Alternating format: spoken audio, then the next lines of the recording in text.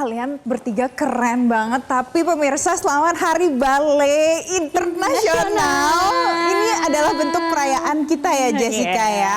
Pemirsa, saya mau kenalkan dulu. Jadi ini ada 3 anak-anak luar biasa, keren, yang mereka menekuni belajar yang namanya balerina ya, Jess ya. Ada Aneira, kemudian ada Sherafin, dan kemudian ada Qinghui, pemirsa. Ini adalah 3 anak perempuan yang ternyata punya bakat luar biasa ya, Jess ya. Masih muda-muda, sudah berbakat, sudah terlihat lagi ya bibit-bibit luar biasanya dari muda. Betul. Nah, tapi rasanya nggak lengkap ya kalau kita cuma melihat perform saja, karena kita akan ngobrol-ngobrol nih di weekend yang cerah pada hari ini. Langsung saja ya kita panggilkan narasumber kita satu lagi, ada Mbak Mariska Febriani, co-founder Yayasan Bina Ballet Indonesia. Halo Mbak Mariska, apa kabar? Mbak Mariska, apa kabar? Senang dan semangat antusias kita ya, Jess, ya, melihat ini semuanya. Nah, jadi pemirsa, ini adalah salah satu bentuk kalau Indonesia itu memfasilitasi yang namanya balerina. Nah, kita coba tanya ya. Kita tanya ke Mbak Mariska dulu ya. Mbak Mariska, kalau di dalam yayasan apa saja yang difasilitasi untuk membuat orang Indonesia masih semakin cinta sama yang namanya balerina? Oke, aku di yayasan kebetulan tahun ini adalah tahun ke-10. Aku menjalankan Yayasan Bina Ballet Indonesia atau yang biasa disebut dengan Ballet ID. Kita memang tujuannya itu adalah fill the gap. Apa-apa hal-hal yang terjadi di sekolah, misalkan kayak contohnya pertunjukannya di level profesional di mana penari-penari Indonesia bisa menari di satu panggung dengan penari-penari internasional. Gitu, itu salah satunya. Di mana memang Indonesia belum nih memiliki ballet company, full time ballet company gitu. Jadi memang untuk fill the gap gitu ya, untuk membuat masyarakat lebih mencintai dan lebih mengenal pun salah satunya adalah bentuknya adalah pertunjukan. Selain itu, World Ballet Day itu sebenarnya memang sudah dirayakan selama 10 tahun ini.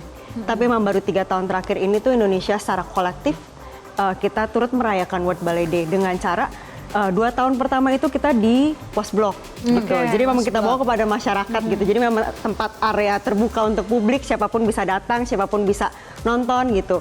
Berupa ballet kelas dan juga pertunjukan-pertunjukan. Itu salah satunya yang cara kami di dunia ballet itu membawa ballet itu kepada masyarakat salah satunya gitu. Nah, Mbak Mariska, adik-adik yang cantik dan luar biasa berbakat ini juga ikut Grand Prix ya berarti ya? Nah, itu boleh diceritakan dong Mbak, gimana sih Mbak ceritanya?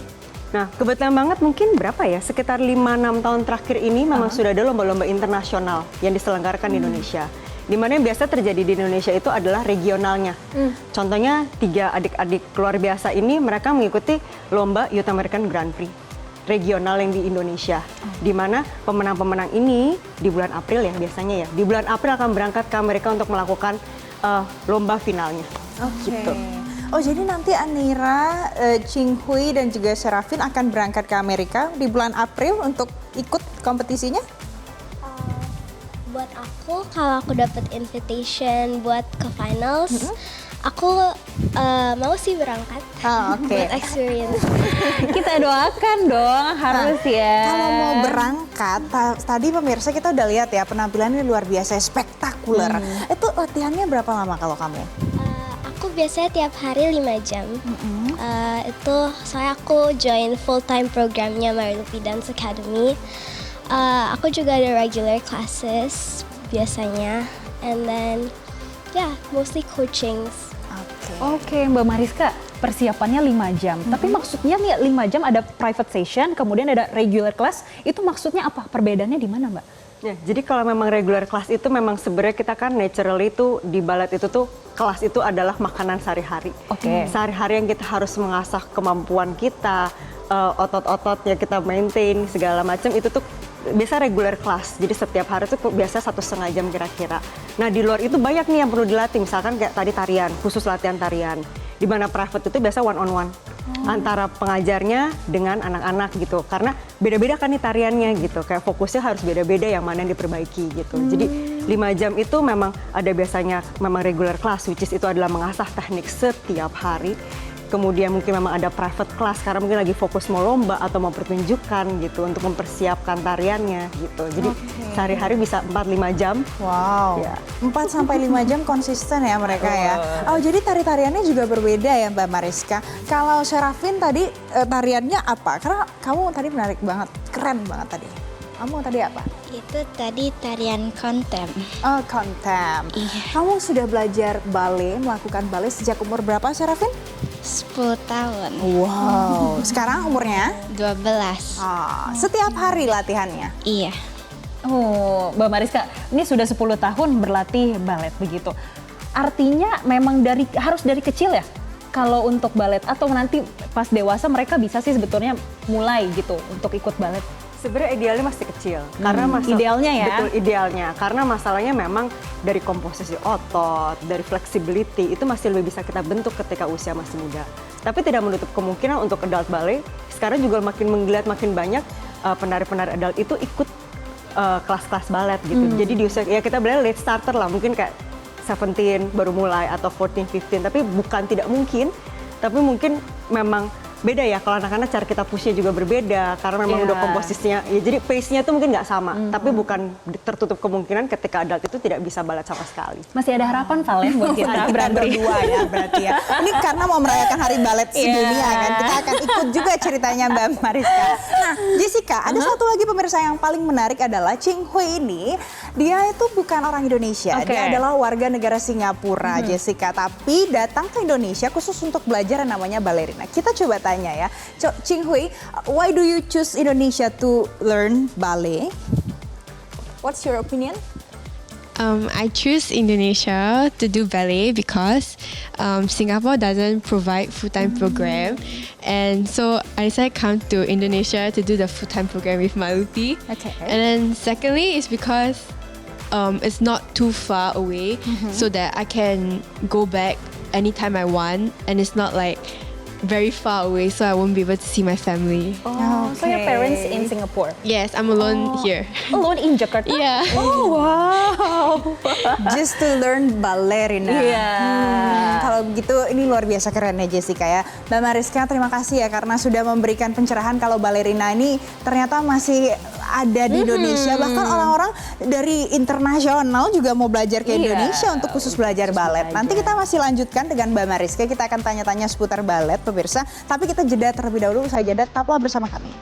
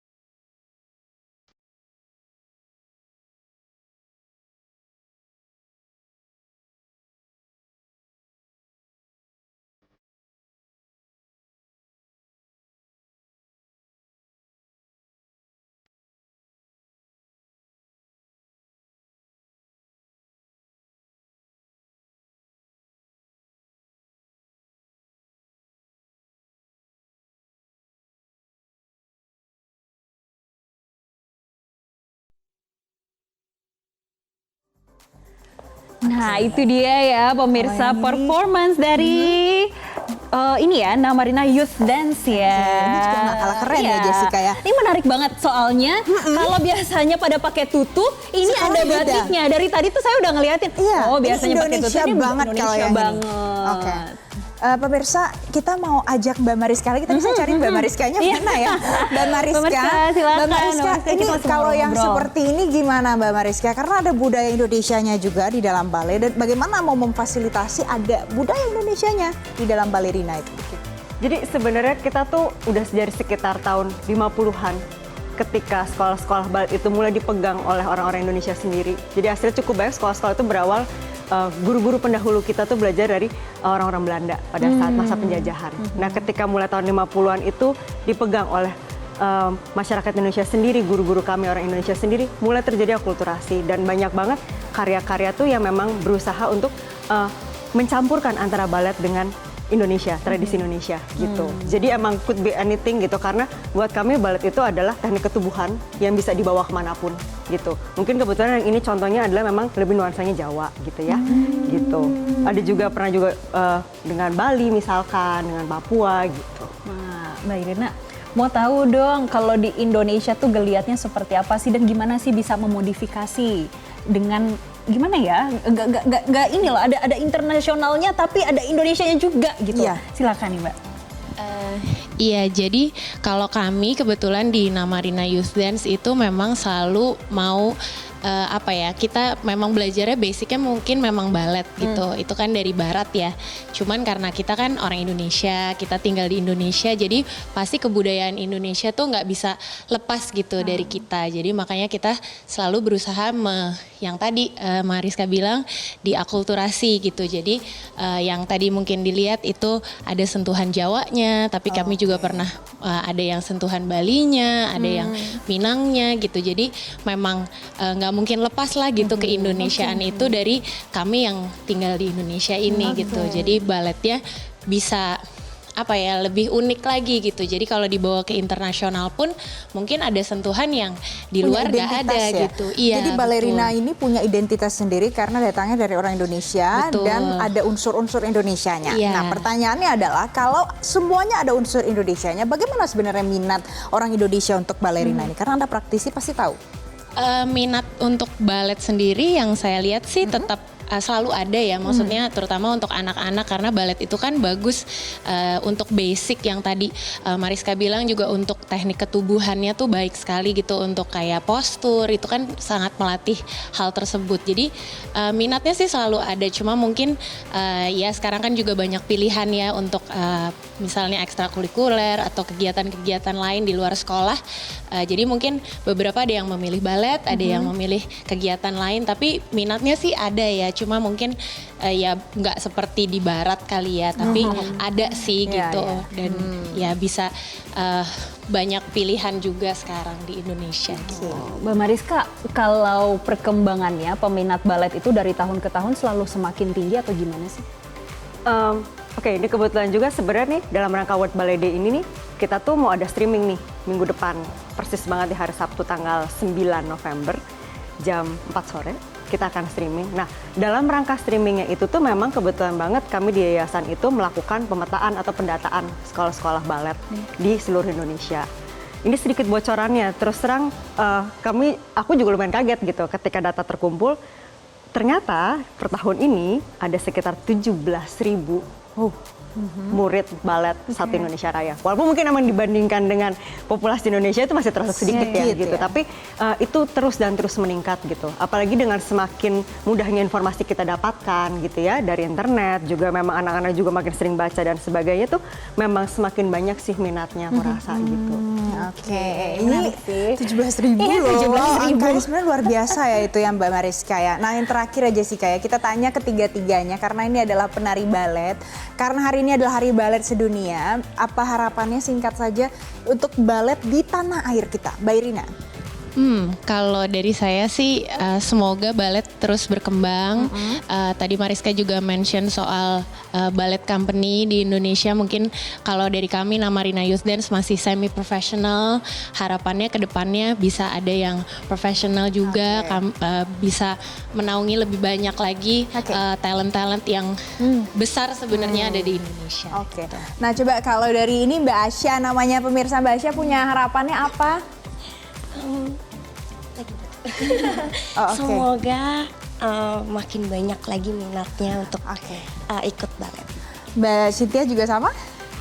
Kalau aku mungkin selain banyak peminatnya, yang nari juga lebih enjoy, jadi kita semua bisa menikmati sama-sama. Mudah-mudahan apa yang dicita-citakan bisa tercapai. Terima kasih karena sudah memberikan penampilan luar biasa untuk pemirsa Metro TV hari ini. Terima kasih Mbak Irina, terima kasih Asya, Cynthia, Mbak Mariska, terima kasih sekali lagi. Sukses selalu, pokoknya kita menunggu karya-karya dan juga tarian-tarian indahnya. Terima kasih sudah bersedia datang ke Metro TV. Mungkin boleh kali ya sedikit kasih pose balerina untuk pemirsa Metro TV sebagai penutup, satu pose.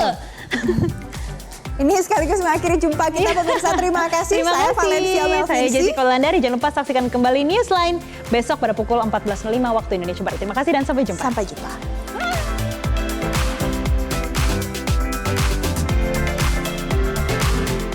Jelajahi cara baru mendapatkan informasi. Download Metro TV Extend sekarang.